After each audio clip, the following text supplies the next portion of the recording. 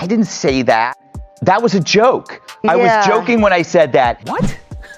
What did they say? This is exactly what hippies always said. I don't think this is about Democrats versus Republicans. I don't think it's about right versus left. It just makes you wonder how much of it did they really believe, or how much of it was just politics. One of the biggest things you want to see taken out of politics. Why? Do tell. So imagine if everyone got this, that none of the brainwashing could work anymore. That's why they keep losing to ridiculous, moronic clowns like Donald Trump.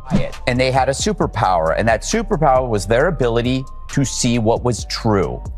They understood that nothing in the media is real. Democratic voters snap out of it. They didn't vote for him because he's a racist or a misogynist. They voted because they needed help in their everyday lives. Hey, what's up, you guys? Welcome to my channel. Well, it appears as if ever since Trump made that massive victory November 5th, flipping most of the entire country red, the left wing and the right wing are finally coming together to agree on one simple fact. Watch to the end. She should have done this. She should have done this. She did what she did. She was everywhere. She talked to everybody, and people didn't come out. I don't know why, and it doesn't even matter. He's now the president. I'm still not going to say his name. It is a moment to listen to the voters. And this, I have to say, I've always thought he could win. I thought in the final stretch she might eke it out. I didn't expect it to be this resounding, and I think there are some lessons from it. I think we forget about rural America. I think the working class feels left behind. They feel like the powerful, the elite only care about them and their power. And he spoke to them. We may not have liked his words, but they turned out for him. All they hang their hat on, election cycle after election cycle, is Trump bad, he's a fascist. I mean, she immediately pivoted to he's a fascist. Immediately. But look, we've been hearing that same message for so many years now. And you need to give people more than Trump is a fascist. Believe it or not, people aren't buying it. They're just not. Clearly the electorate isn't buying it. It's not a persuasive message. The Democrats are lazy as hell. They don't have a vision for the future. And honestly, if they lose, it is going to be their fault. remember in 2020, hearing that Joe Biden was going to win, that he was going to take the Oval Office. And I remember praying and saying, God, why would you allow this to happen? And I really remember hearing him say there's a silver lining.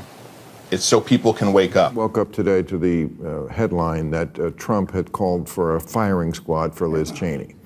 And this is what I really don't like about the media. No, he didn't. He did not. You don't have to move me to not like Donald Trump. He says more so than many I already, shitty things. Why do you have to do that? And by the way, if you don't realize it, well, here's what he said. He's criticizing him for being a war hawk. Yeah. I mean, she is Dick Cheney's daughter. He said, she's a radical war hawk. Let's put her with a rifle standing there with 9 barrels shooting at her, okay. Let's see how she feels about it. You know, they're all war hawks when they're sitting in Washington in a nice building saying, oh, gee, we'll send tens of thousands of troops right into the mouth of the enemy. This is exactly what hippies always said. This is exactly what peaceniks always said. This is Fortunate Son, the song. It's like, you know what? It's very easy to sit in your building and send young men to die. But apropos of Ukraine, because, I don't know, that war doesn't look like it's going in the right direction. Not at all, no. But just so, you know, just don't lie to me. I don't like Donald Trump. Don't lie to me and tell me he wants in front of a firing squad. He was saying something that, by the way, if it came out of the mouth, some of it, not the stupid part, again, sounds like what hippies used to say. I'm not going to defend, Jamie, I'm not defending Trump. I'm just saying, don't lie to me. What you're seeing here is a Democratic Party that has been out of touch. People have been telling that it's out of touch, and they didn't want to make any significant changes to their message, to their agenda, to their attitude. I think narcissism is at the center of the Democratic Party today. And as long as they maintain that posture, they're going to keep losing elections. It's purposefully ignorant to say it's misogyny when Hispanic communities on the border voted overwhelmingly for Trump because of the open border. It's like they don't want to know the truth. A lot of research over the decades that has said that there's right-wing authoritarianism. The academics have denied that there's left-wing authoritarianism. Now, over the last 10 years, they've been studying it. They find left-wing authoritarianism is very strong, and it basically overlaps exactly with narcissism. So narcissism, of course, people that are narcissistic, they don't want to receive critical feedback. The Democrats have been getting critical feedback from 2016 until on. They've chosen to reject it rather than to absorb it. I think that's why I'm saying this is a party that has not wanted to course correct. It's wanted to insist ever more strongly that they're the moral party, the other side of the bad guys. That's why they're not, Democrats are saying we want to learn from the lessons of the past, but they're not showing it with their attitudes. I mean, you just saw some right there. One of the biggest things you want to see taken out of politics. Yes. Lobbyists. Yeah. Money. Why? Do tell. Because because the politicians are bought and paid for. They are. On both Especially sides. Congress. Well, look at the Democratic and the Republican national conventions. Look at the suites. Who are in the suites? They're billionaires. They're running the show. We all know this. To some degree, they are puppets. You have to succumb to the pockets of other people. They influence things. They're not giving you this money for nothing. Do you think it mattered or was a mistake that Kamala Harris didn't go on his podcast? I think it was a huge mistake for her not to go on Joe Rogan's show. The man has over 17 million subscribers. He was going to have a say. He refused to endorse any candidate before he endorsed RFK Jr. Okay, we understand that. And when you know that Trump is going to do it, I really, really believed wholeheartedly that wherever Trump went, she should have gone. She should have been right on him saying, I'm not going anywhere. I'm right up your you-know-what. Let's get it on. She should have done that. But I don't blame her. I blame the people that were running her campaign. The Democrats tend to do this from time to time. Kamala is saying, we'll get Hitler next time. Her interns are just finding out the whole dictator thing was just a talking point. Don't y'all find it strange that now that he's won, they're not calling him a threat to democracy? They're not calling him a fascist. I mean, damn, on Monday. They're not calling him anything. On Monday, they was just calling him that. I would think that, if you really believe that, then somebody's speech would be about how America effed up and how things are about to be really bad. He's the most powerful man in the world now. Well, it just makes you wonder how much of it did they really believe or how much of it was just politics. Democrats never got it. That while we were looking at all of the crazy things Donald Trump was saying on the campaign trail, all of the frightening things Donald Trump was saying on the campaign trail, they were looking at their wallet. They were looking what groceries cost, what gas costs, what rent costs. We are being branded as the most extreme of us. It is not only politically problematic, as we just saw, because none of this stuff helped the other day. Without a doubt, it's a problem. But we need to take stock of why we are being held hostage to the far left. In my view, there was an over-listening to and an over-lifting up of people who left Trump, not people who left the Democratic Party. The people who left the Democratic Party are the people who are going to win in the future. The people who left Trump, the never-Trumpers who have important voices and that is not the winning coalition. The bigger question should be, yes, Sonny, why did they vote for him? Yes. In sweeping. So they need to be introspective. No, we need to be introspective. If we voted for Kamala Harris, we need to say what didn't resonate with the voters. Do you know what didn't resonate with the voters? When they were saying we don't feel safe and the left focused on defund the police and bail reform. They also denied the border was a crisis and kept saying, no, it's fine. This is not a... There was a border bill, though. There was a border bill. Yes, but Joy, my point is they screamed and screamed and screamed. They didn't vote for him because he's a racist or a misogynist. They voted because they needed help in their everyday lives. But Sarah, the majority of this country, because every stat coming out on the people willing to self-reflect are showing these. Oh, wait, they're going to say I'm a racist and a misogynist in the exit poll? You really think 74 million people are racist? Who's going to say that? Hey, guys, no excuses this time. Yeah. Look, they lost everything. There's still half the country that doesn't agree with him. To be ravaged, it's children to be shot, it's wealth to be hoarded, it's workers to be exploited, it's poor to starve, it's cops to murder. So you think America's the country in trouble? Bitch Wall Street guys. Here's how much our housing prices were before private equity started buying up all the homes. Here's what they are now. Well, these guys are going to drive us all out of the market. They're going to take all of our homes and they're going to turn us into renters and they're going to make us work for them the whole time. Now, if you tell a Democrat that, they go, no, that's so uncivil. Don't do that, please. No, that's so uncivil, right?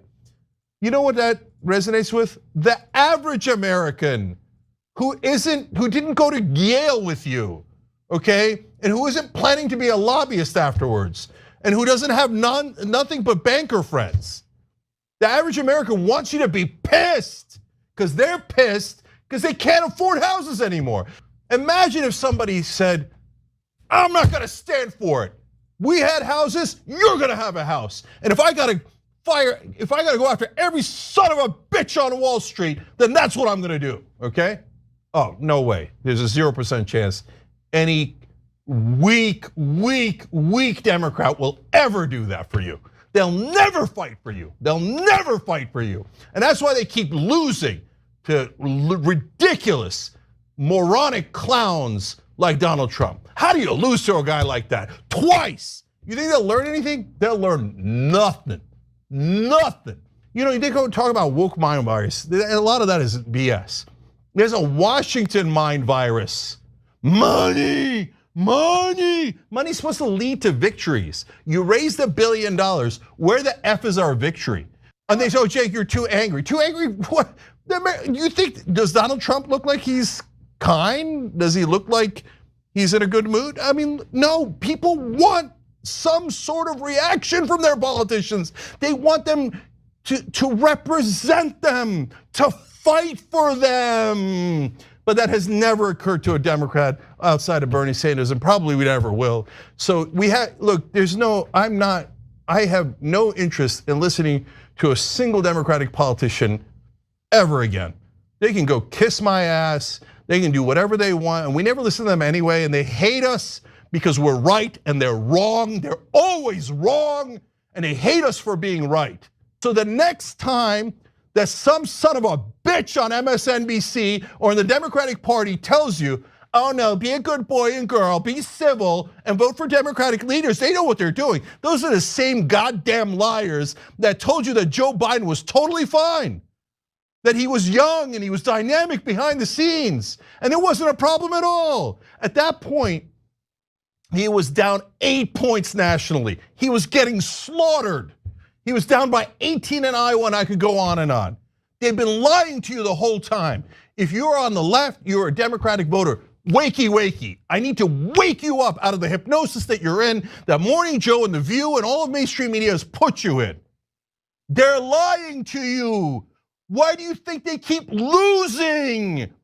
Do you think they keep telling you how smart they are and how they're going to deliver you victories? And all they ever do is deliver loss after loss after loss. So Democratic voters, snap out of it. These guys are obvious liars. Fire them all. Fire them all. Kamala Harris and Joe Biden both give uplifting speeches 36 hours after fascist dictator Donald Trump mopped the floor with them in Tuesday's election. Take a look at the faces that we saw yesterday.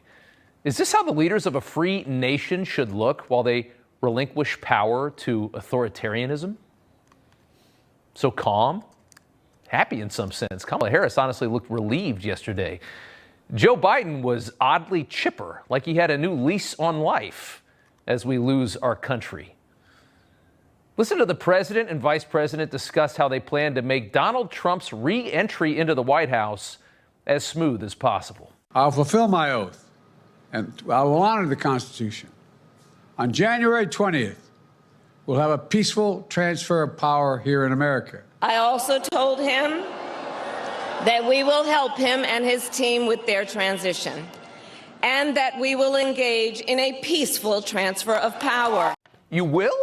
You're going to engage in a peaceful transfer of power with a tyrant who is going to destroy the country, because the country's over if he gets back in the White House, right?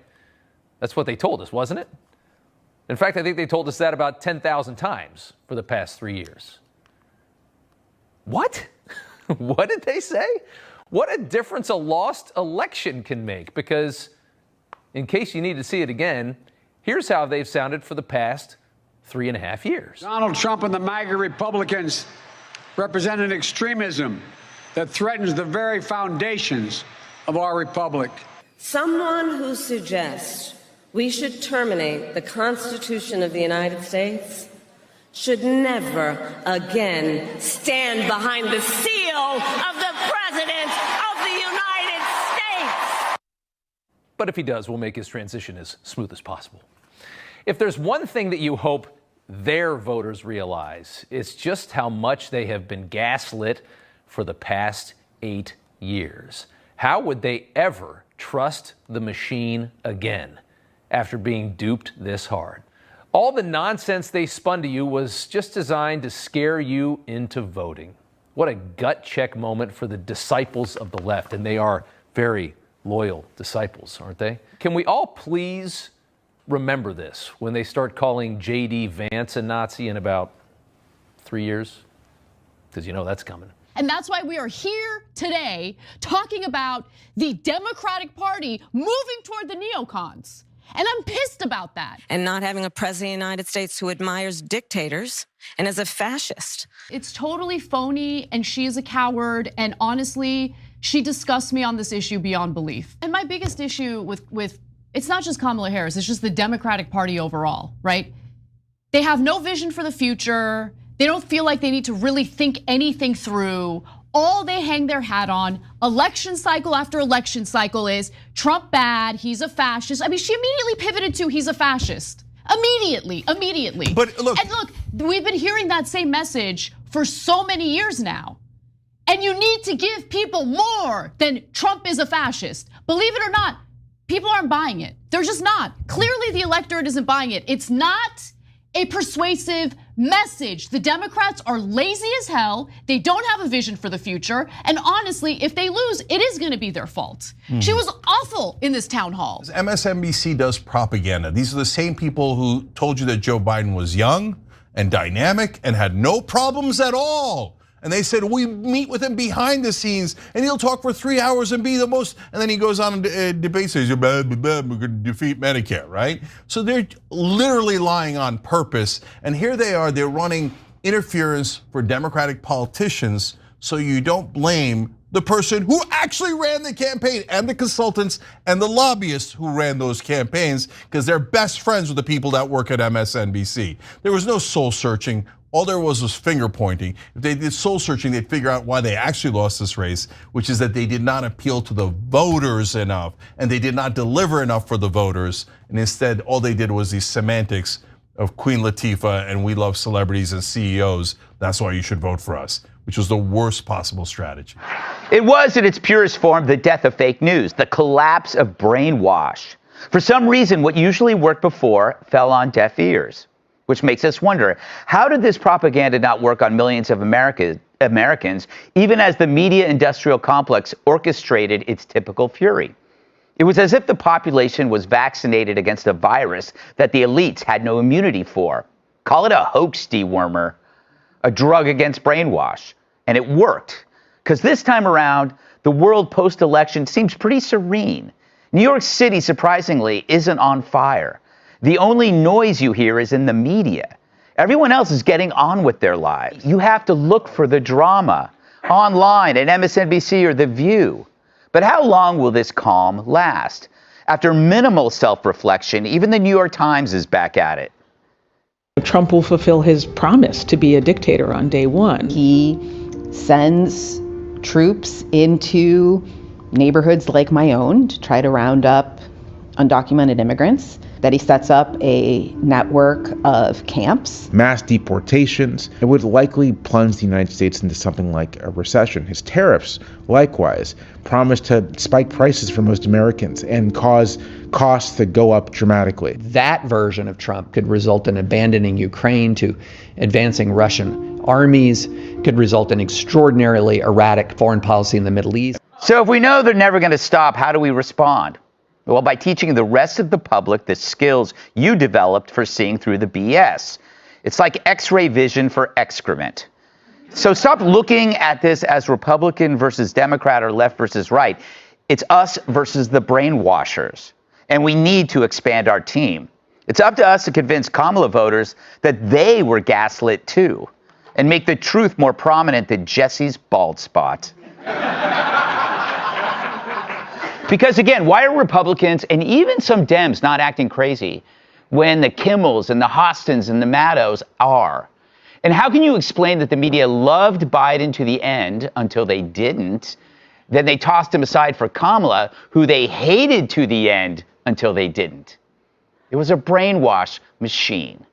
And yet, even when media coverage was 78% positive for Kamala, we were immune.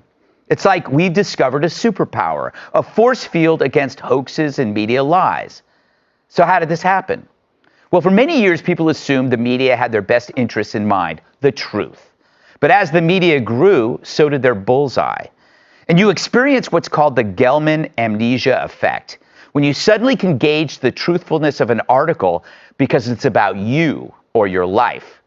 A plumber might assume everything on the front page is true until he reads a piece on plumbing. And he realizes, wow, this person doesn't know literally.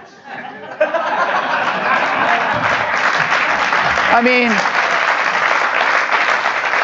this idiot just described a basin wrench as an offset hex wrench. What an asshole! See, the point is, if the topic involves you, then you see the lies, which is what happened on a mass scale to millions of Trump supporters when they were labeled racist, violent extremists. Suddenly, the Gell-Mann effect went national. I mean, if they think I'm racist, what else are they lying about? Are we in an era where we've suddenly realized everything we get from the media is a lie? Well, me and you knew that, right? Yes. We've known that for many years, and I'm so happy that everybody else has woken up. It is so obvious, and sometimes, it's just so overt. I was lucky enough to be able to attend some of the rallies and invited by Trump's people to hear him speak in private context. And it's remarkable how they misquote him and how they take his words out of context. Why do we even listen to what they're saying at this point? You can assume everything that's being written is probably accurate until you read an article that you were interviewed for. Yeah. And then you read it and you go, I didn't say that. And that was a joke. I was joking when I said that. And it tells you that maybe all the other stories that you were reading about, I don't know, climate change or the automotive industry is equally flawed. So you don't see them grappling with this rationally. You can see them just denying until the next election. It's because all of us that had been punished, ostracized, stigmatized, demonized by the left, that like we were living in a state of fear. I mean, we'd lost so many friends and colleagues because there was this widening totalitarian menace that was just creating more and more enemies, more and more victims. I mean, that's how it ultimately ends up becoming, the left becomes smaller and smaller and smaller until it represents a political minority. If you don't agree with them 100%, you're out. That's what happened with me. I mean, and so you start asking more and more questions and the level of intolerance goes up and up. So yeah, it's basically self-fulfilling prophecies. That's why you see Elon Musk, you see, Tulsi Gabbard, you see Robert F. Kennedy Jr., me, others that, raised some hard questions for Democrats over the last 10 years and were shouted down and demonized. And after a while, you're like, this isn't my party anymore. They kicked all the independent thinkers out of the party. And then they lost, and they're trying to figure out what happened. It's become a party that has made its politics a religion, and it has all the intolerance associated with it. I don't think this is about Democrats versus Republicans. I don't think it's about right versus left. I think that fight is over, and it's too small. There's a larger battle that is way bigger than that. It's us versus the brainwash. If nothing was real before Trump was elected, it's not going to change. But some people didn't buy it, and they had a superpower, and that superpower was their ability to see what was true. They understood that nothing in the media is real. It just so happens that Trump supporters, they reached that conclusion first because they became the target of lies and hoaxes. They were red-pilled before the Kamala supporters. That will happen later. I talked about the Gell-Mann effect, the amnesia effect last week. That's when a person who normally trusts the media finds them untrustworthy on topics they understand. So a doctor might trust everything he reads on the front page, except that piece on medical insurance, because he knows that's BS. Because when you know a topic, then suddenly you see the media for what it is. And that's what happened to Trump supporters after they read articles about Trump supporters. Wait, if they say that I'm a racist or a militant, what are they lying about everywhere else? Turns out everything. Because right now, this week, when you go outside, you got to look really hard for post-election outrage. I mean, we have to look for it. It's on The View, Kimmel, MSNBC, but go outside. Everything's calm, mainly because the American public spoke definitively. There's no gray area here. You can no longer act like you rule. We spent many years with a tiny segment of elite society that tricked the world into thinking they were the majority while pushing marginal beliefs, trans beliefs. 10 voices on Twitter pretended to be 10,000 and we bought it. Well, no one's buying it anymore. We are actually the majority. We probably were all along. We were just too scared. So the calm that you're seeing right now is evidence that the hysteria portrayed by the media is no longer taken seriously. America got red-pilled. Now, the rest of us have to take a lot of these Kamala supporters and show them how they were tricked as well. Show them the Fine People hoax. You know, sit them down. Go like, this is what they said. This was the truth. That's the tentpole of all hoaxes. So the first step is to gently show people how every major anti-Trump story was a narrative created in reverse. That's why this, you know, when you talked about the media looking at immigration, and that doesn't matter. No one's buying it. No one is listening to MSNBC, CNN, reading the New York. That shit is done. Flashback. Trump will likely go down in history as this country's most moronic president. Many months later. Donald Trump is the middle finger manifested in human form. And I think that the individuals who support him, you know, they might support him for other reasons as well. But I do think that one of the dominant reasons is that it's giving a middle finger to our political establishment, to our institutions. And a lot of Americans feel like those institutions and the political establishment has let them down, whether we're talking about the Democratic establishment or the Republican establishment.